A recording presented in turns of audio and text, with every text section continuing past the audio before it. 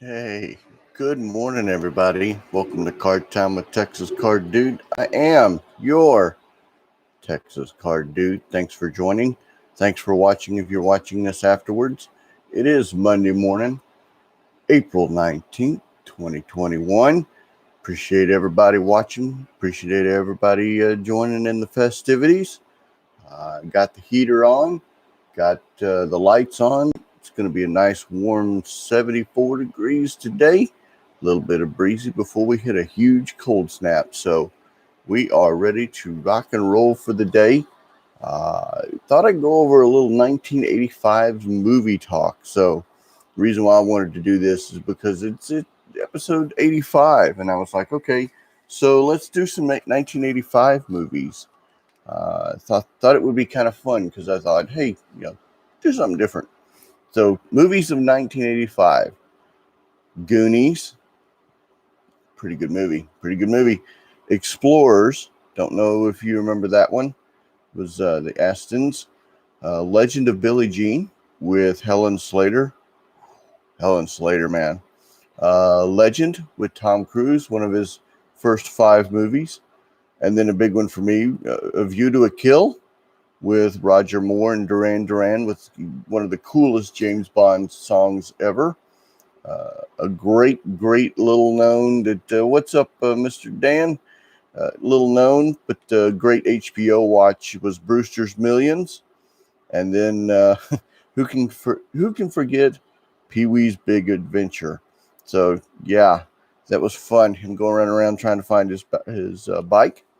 Then there's the 2 big movies, Breakfast Clubs and St. Elmo's Fire. So you could watch Breakfast Club when you were younger, in your teens, and then in your 80s, you finally understood St. Elmo's Fire. So then you got Commando. Commando was Arnold Schwarzenegger's movie. Fright Night. You can't forget Fright Night. Teen Wolf. Weird Science. Little known movie. What's Up, Mr. Bo? Enemy Mine. So, Witness with Han Solo, Cat's Eye, remember Drew Barrymore, Cat's Eye, Clue, Fletch, who can forget Fletch? Who can forget Fletch? Back to the Future, 88 miles an hour. My pastor actually used 1.21 gigawatt reference in his sermon on Sunday. I had a big giggle about that. And then who can't forget Spies Like Us? Doctor. The Falcon and the Snowman. Not a very popular movie, but a pretty good watch. Lady Hawk, same thing with Matthew Broderick and Rutger Hauer with Michelle Pfeiffer. Silver Bullet. You got to remember Stephen King's Silver Bullet with, I think it was Corey Haim and the great Gary Busey. Can't remember who played the girl. Teen Wolf had the dude with the junk out. Yep, exactly. Daryl. Everybody remember Daryl, where the kid played the robot. European Vacation. Who knew Beverly? Hey, Mark. Who knew Beverly Hills Cop came out in 1985? I thought it was a little later. Mask. So Mask came out in 1985. And then one of my favorite all-time westerns came out in 1985. The Hitcher. Oh, The Hitcher is a great movie. Rutger Hauer's The Hitcher. And when The Hitcher came out, I became a huge Rutger Hauer fan, and then went back and saw Lady Hawk because he was in it. Gotcha came out in 86. Very nice. Who knew Silverado? My favorite all-time Western, Silverado. I still today, if that movie comes on, I stop down and I watch every bit of it. And then Jim Carrey's The Mask. So, very cool movie. And I mentioned that we'd run a giveaway. So I'm going to give away a Bowman Kyle Lewis rookie card. Okay? So a Bowman Kyle Lewis rookie card. And I want to know, on my Facebook page, which is why I put my Facebook page up top, and the comments are made live. Chef's Mask, Shares Mask, and oh, okay, so that's Shares Mask. So, excuse me, Shares Mask, which was cool because that was a great movie. I watched that movie with my mom over and over and over and over. So, once again, Kyle Lewis, rookie card. On my Facebook page, which is why it's up in this link, I want to know, I need you to write 2 movies down on my favorite, on my Facebook page. Top grossing movie of the number 8 top grossing movie of 1985. And I'm going to write this down. Number 8 top. Good. Number 8 top grossing movie of 1985. What's up, Michael? I'm running a contest for this card right here, Kyle Lewis, rookie card. And on my Facebook page, which the links are up top, number 8 top grossing movie of 1985, and then best picture, 1985. So if you write the answer to those 2 questions on my Facebook page, and we'll announce the winners tomorrow. I'm going to randomly pick it out of a hat live. That's the best way that I know, other than using the randomizer, and I don't like using the randomizer, so I'm going to pull it out of a hat. We're going to do a contest for a Kyle Lewis rookie card, Bowman rookie card. And again, something very simple. Very simple. I'll even let you cheat. You can cheat on, let you use your cheat of choice. And good luck on winning the Kyle Lewis rookie card. So I thought it would be kind of a fun contest. I loved 1985. I love that year. It was a great year for movies. It was a great year in my life. I remember 1985 very, very distinctly. And the reason why I remember it is we were playing baseball out on a hot July day. I think it was July or August. I can't remember. And my dad just bought a brand new Chevy pickup. I think we called it the Red Rocket because it had a V10 in it, and he had it painted red with custom paint. It was a short cab, extended bed, and he comes racing down the road. He had glass packs put on it, so it popped pretty hard, and we were playing baseball, and he stopped and told all of us kids to get into the truck, and he took all of us to see Back to the Future the day that it came out. So it came out on a Saturday. So great, all of us kids. Yeah, because I was only 3. But I remember us playing baseball in the afternoon, getting all hot and sweaty, and then we all went and saw. He took probably 5 or 6 of us to go see Back to the Future, which was pretty cool. Love that movie. Love that time frame. So, two questions: top grossing movie of number 8 top grossing movie of 1985, and then best picture 1985. Take it. My Facebook page is open. You should be able to go out there and write it, no problem whatsoever. If not, request to join. I'll be happy to let anybody join. So, what does that have to do with betting and football? Absolutely nothing. But it's episode number 85, so I thought I'd run an 85 contest, and I love 1985. Fifel going west. Oh my gosh. There you go. So on April 6th, the NFL and Genius Sports announced a licensing agreement, cooperation. Genius Sports became the lead strategic data partner that will develop fan-level experiences and commercialize existing game data provisions for the league.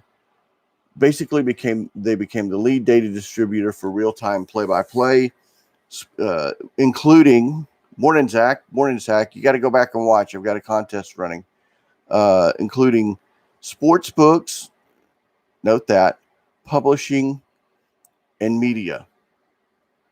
They are the data center for the NFL, the data monitoring for all sanctioned games for integrity, and a jointly monitored data center. So basically what they announced is that Genius Sports is their statistician and data integrity hub for all data NFL in preseason, postseason, Super Bowl, everything. So anything data and generating data necessarily is now with Genius Sports. So they don't have to run it. All they have to do is have a small IT tech firm to manage that partnership. I tell you that because on Friday, the NFL announced a 3-year, $1 billion deal with Caesars, DraftKings, and yes, FanDuel. Exclusive access to certain NFL content for retail and sports betting. So the NFL is now getting heavy into sports betting and network broadcasts as soon as this fall, integration of betting content into the NFL network. This, my friends, is huge. Absolutely huge. They are the first people to start integrating betting content into their, we'll say, authorized betting content into their broadcast for this fall. Exclusive access to content, logos, and highlight for trademarks. Integration into their own content into NFL.com and NFL app, which means now you should be able to access Caesars, DraftKings, and FanDuel data on the NFL site as well as the NFL app. And each partner will be permitted to produce NFL-themed free-to-play games, which means now when you go to Vegas, you should have some sort of NFL free games. You should have DraftKings and FanDuel's announcing soon NFL free games. This, my friend, is huge because now Genius Sports is going to be running next-gen stats for the NFL for Caesars and DraftKings and FanDuel. I don't know what this is going to look like or what this is going to come into, but duly note that sports betting is now just became huge, and I don't think it's going to be far off for them to talk about betting lines, injuries, effects, and all the heavy stuff that you normally would have to call an NFL analyst on the Vegas hotline for sports betting. I think now that's going to become a lot more prevalent in the NFL, which means a ton. I don't know. This just happened Friday, so I didn't read a lot of information. I didn't get to see a lot of information on this, but what does that mean? I'm not sure. What does it mean for cards? Okay, so NFTs. Now you're talking about real live statistics and being able to integrate NFTs into NFL real time. This agreement, especially with Genius Sports, just amped up real time and live data and betting and trading. So I have a feeling by the time the NFL season rolls around, the NFL is going to announce an NFT deal, and this is going to be huge. So get ready. And speaking of NFTs, Brody's going to be on with me and Dr. Beckett on Saturday. And I full well intend on asking Brody about NFTs on Saturday. So get ready to watch Hobby Hotline. It's just me, Dr. Beckett, and Brody, and I'm engineering. So if you want to ask a question of Dr. Beckett or Brody, it's me, and I'm gonna let everybody on, and we're gonna run through as many questions as possible. So get ready, absolutely get ready. I anticipate a fun time this weekend, and we are probably. I'm going to ask Dr. Beckett because he's a doctor of statistics. I am going to ask Dr. Beckett about statistics, statistical analysis, and what this means for, or in his eyes, what this means.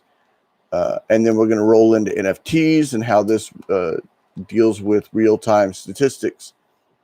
And there may be another one or two chips that fall this week about NFTs and or sports betting. So get ready, get ready, get ready. I anticipate this to be a huge topic. So that's why I wanted to lead with that. Now, David Lee came out with on Friday as well, Beckett 7 on Beckett.com, 7 trends that have influenced baseball and cards over the past year. I'm going to do 8. So number 1 was second year baseball cards.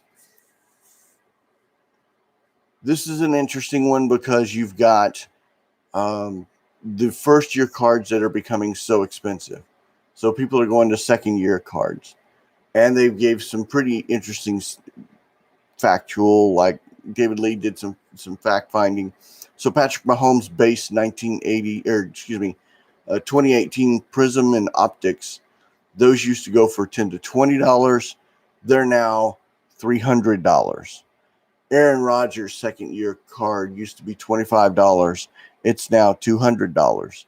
So this topic has been beat like a dead horse, but now second year cards are really starting to show value, especially of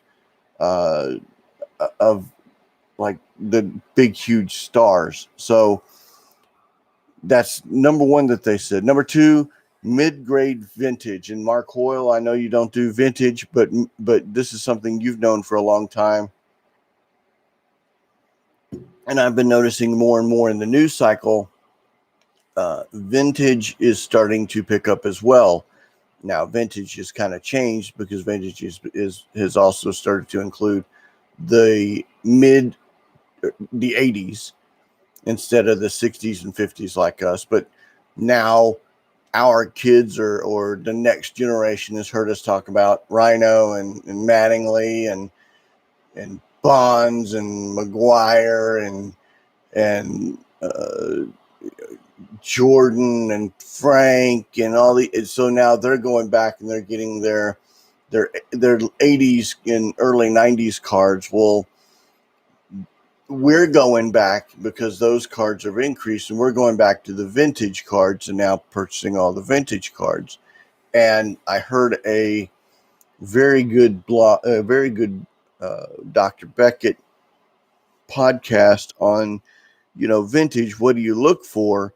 And it was very interesting because a bunch of the guys are saying vintage. I don't care what I don't care what the shape is, as long as it's centered and the corners are okay, I'll buy it. And that's a pretty good perspective. I kind of like that perspective. Plus, vintage, mid-grade vintage, not high grade, but mid-grade vintage is much more cost effective. And if you go back to listening to my Friday show, that's very, very highly prevalent. There's a link in last Friday's show of where to go look for mid-grade vintage. So I recommend going back to there. Bo talked about it this morning. Local card shows are finally starting to come back. I'm messing with my notes here. Mid-grade shows are starting to come back. Madison Card Show was a big hit, big success. Congratulations, Bo. We've got actually a small Dallas show coming up here pretty soon in Arlington, and then we've got May's great big huge show look forward. Let's see. Hit the thumbs up and channel for Texas Card Dude. Thank you, Michael. Appreciate it. We've got local card shows popping up everywhere. Phoenix, Florida, not so much the Northwest. Chantilly, if I remember right. Chantilly is next week or coming up pretty soon. California is having a show or two. Las Vegas is having a show or two. So shows are starting to become more prevalent. We've got the dreaded and loved eBay PWE coming in at number 4. We talk about that at nauseum, so I'm not going to beat that one. What was interesting is number 5, autos of deceased legends. Most of them are swallowed up in personal collections. So now the example they gave was Walter Payton. That's a pretty big one. And then I was talking with a bunch of collectors over last week, and they were talking about, I'll drop this one, Willie Mays. Willie Mays does a pretty good prevalent signing right now. He's the oldest living member of the Hall of Fame, and his health is not the greatest in the world right now. So people are starting to gobble up Willie Mays autographs. I just sold mine for church, so I got a nice deal that I donated, a nice bit of coin that I donated to the church. So it was very, we'll just go ahead and leave that at that, and rest in peace. And thank you for your help. Fractional ownership, huge. I'm not a player in this, but I recognize it. Limited retail comes in at number 7, and I'm gonna throw NFT out there for number 8. So, and for reasons of, it's still a topic of conversation, especially. And then number 9, of course, Topps going public. So we've got that going for us. So some huge stuff going on. 7 trends, betting. On Friday as well, Beckett came out with its hot and cold. So I'm going to do just the hot. And of course, if you listen to Let Me Get That Potograph, some of you do, some of you don't. We'll run through the hots. Ronald Acuna, and I say that because Drew is all over Ronald Acuna Jr. right now. He is hitting. His cards are super undervalued. So there's not a race to get him right now. I highly recommend before this kid is, and I say kid because he's younger than I am. This kid's gonna be around for a long time. He and Juan Soto, so they're starting to get hot. Of course, Panini Prism basketball. Of course, Luka cards with this absolutely freaking crazy shot over the weekend. Oh my gosh. If you haven't seen this shot, go back to my Twitter page. Look, I posted it. This shot is crazy awesome. Buzzer beater, game winner. Looks like he's a spaghetti noodle. It's an awesome shot. 2020 National Treasures. Yerman Mercedes, of course, is hot right now. In hockey, Austin Matthews, Steph Curry. If you haven't gone back and gotten your Steph Curry cards, go get them now. Steph Curry is a Hall of Famer. Steph Curry, an amazing shooter. Steph Curry is an amazing player. Go get Steph Curry rookie cards. I've picked up a couple. Extremely undervalued right now. Extremely undervalued for an absolutely amazing player. Jason Robertson, and then for some reason, Bo Bichette cards haven't kicked off yet. The man's on a tear. So there's your hot list. I don't like doing the cold list, but I'll do a hot list. And I've got probably a couple more minutes left. Thank you for bearing with me. So I'm going to go over one more topic. USC's Evan Mobley on Friday declared for the 2021 NBA draft. Immediately after that, he created an NFT rookie card that is now auctioning on OpenSea. This, again, is another sign that NFTs are going to be huge. I can't harp on NFTs enough. I know there's a segment of the hobby. Go back and watch Hobby Hotline. There's a conversation between Chris Harris and myself. I know Mark Hoyle will probably never get into NFTs. He's a traditionalist. He's a classic cardboard collector. It's just unless you've changed your mind, Mark, just core hobbyists won't do it. But this is another sign of NFTs giving a modern source of income for players. They can do their own thing.